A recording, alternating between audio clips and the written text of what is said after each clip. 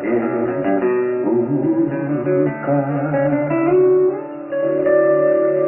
খুবই ভাল লাগিল খুব সুন্দৰকৈ আপুনি গীতটো আমাক শুনালে আমি আপোনাৰ পৰা জানিব বিচাৰিম যে জয়ন্ত হাজৰিকাৰ গীতৰ প্ৰতি আপোনাৰ বিশেষ আকৰ্ষণ এইটো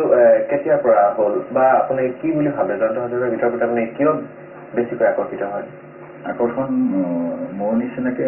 সকলোৰে নিশ্চয় আছে আমাৰ জেনেৰেশ্যনৰ জয়ন্ত হাজৰিকা ভূপেন হাজৰিকাৰ প্ৰতি কিন্তু অলপ বাঢ়ি গ'ল ক্লাছ 9 মান থাকোঁতে তেতিয়া এটা কম্পিটিশ্যনত মই গানটো গাইছিলোঁ মোৰ ফাগুন নাচি আহিছোঁ আৰু তেতিয়া সেই তাতেই প্ৰথম হ'লোঁ তেতিয়া আমাৰ হেৰি মানুহখিনিক পালোঁ ভাল মানুহখিনিক তেওঁলোকৰ লগতে সেই জেনেৰেল ফাংচনতো গান গালোঁ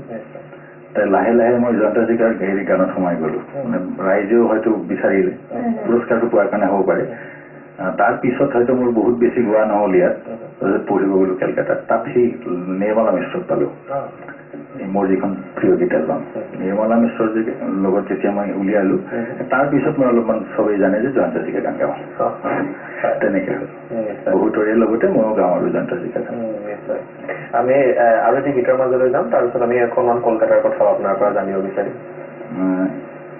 ডক্টৰ ভূপেন হাজৰিকাৰ গীত